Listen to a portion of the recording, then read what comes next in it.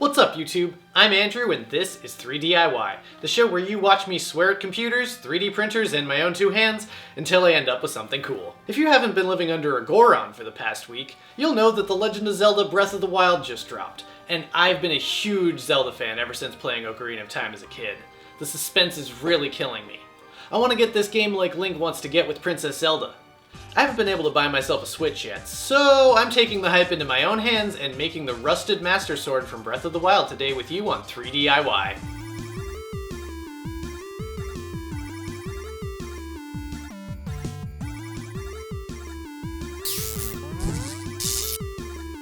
The first thing I'm going to need for the Master Sword build are some references. Since Breath of the Wild hadn't released yet while I was making this design, the only references I had to go off were these blurry shots from the trailers, the sword in the Breath of the Wild logo, and some images and video of the Master Sword model that's included with the Breath of the Wild Master Edition. I love when my creations have an interactive element, so I wanted the sword to be removable from the base. Given that, and the fact that I didn't want to make this an exact recreation of an existing prop, I opted to mostly use the in-game references. If I had used the Master Sword model as a reference, I couldn't have made the sword removable, since this clearly cuts off the end of the sword to keep its proportions. Once I had my sword reference, I pulled it into Fusion 360 and just kinda started to wing it.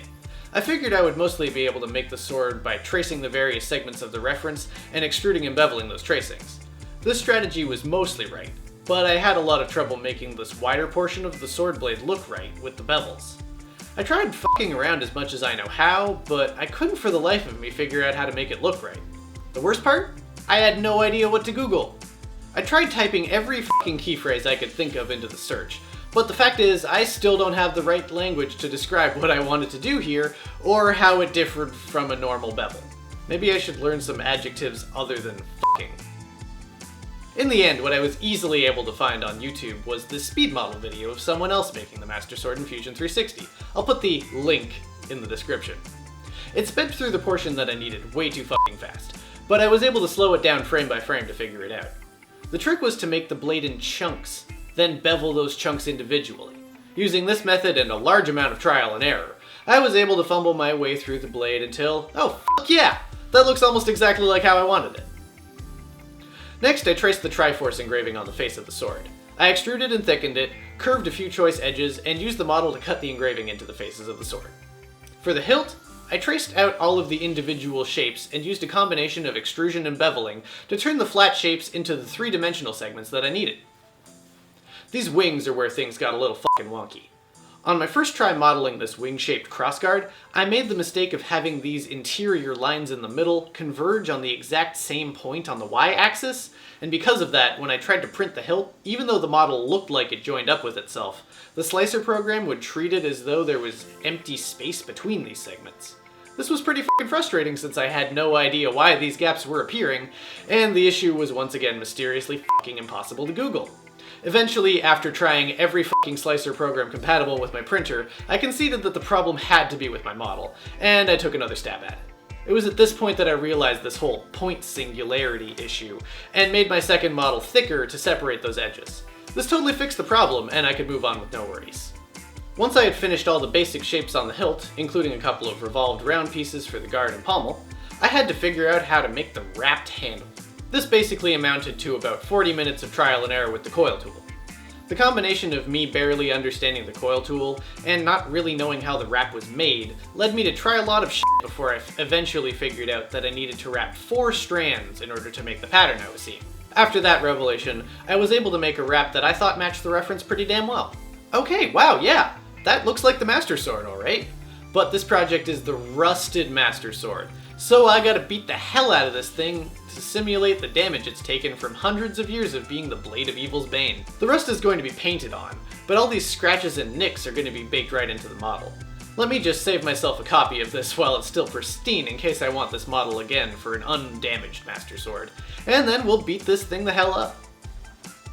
For the cuts and gouges in the sword, I made myself a couple of wedge shapes that I could use to cut the nicks out of the blade and hilt. Using a few different sizes and shapes of wedge ensured that it didn't look too copy and pasted. And I tried to remain as faithful to the reference as possible with the placement of the scratches. I had to improvise the placement of the scratches on the backside of the sword, however, since the reference only had the one side. The base was rather simple to make since it's just a couple of triangles. I checked the reference to get the scale right, but I had to make it a little taller in order to properly hold the sword. I think the in-game sword is partially underground. That's not really an option if this is going to be sitting on a desk or shelf. Now all that's left is to cut out the slot where the sword will fit in, bevel the edges to match the pedestal in the game, and make some more of those cuts in the base as well. Now that the model is done, it's time for a 3D printing montage.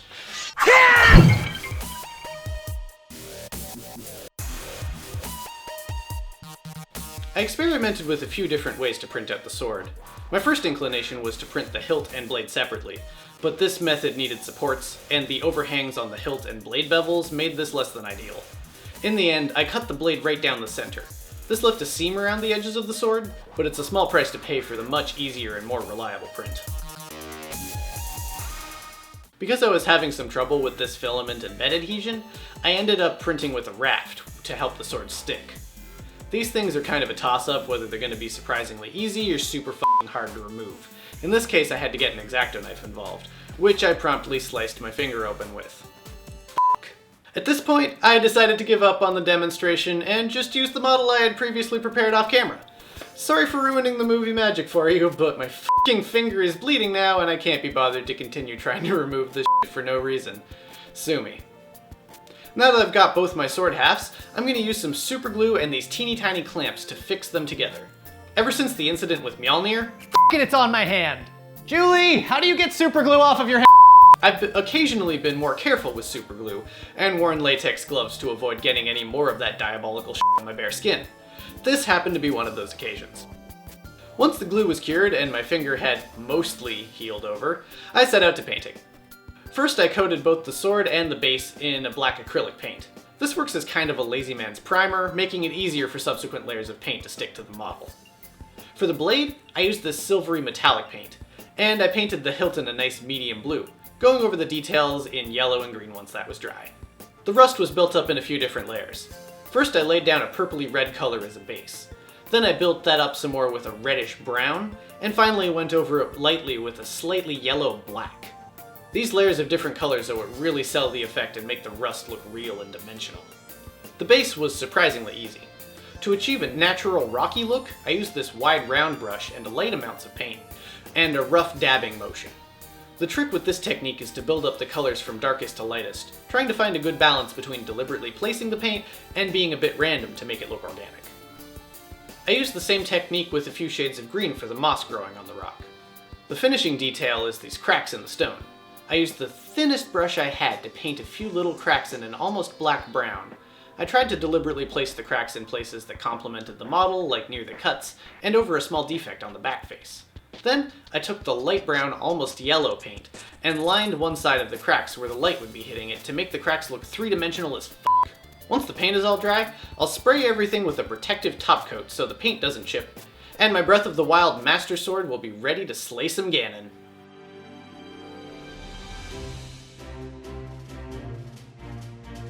This Master Sword may be beaten up, but it still looks rad as f***. This model really pushed my knowledge of Fusion 360 and 3D modeling. It was definitely a lot harder than I expected, but I'm proud of myself for pushing past the confusion and headaches and turning out this awesome little sword.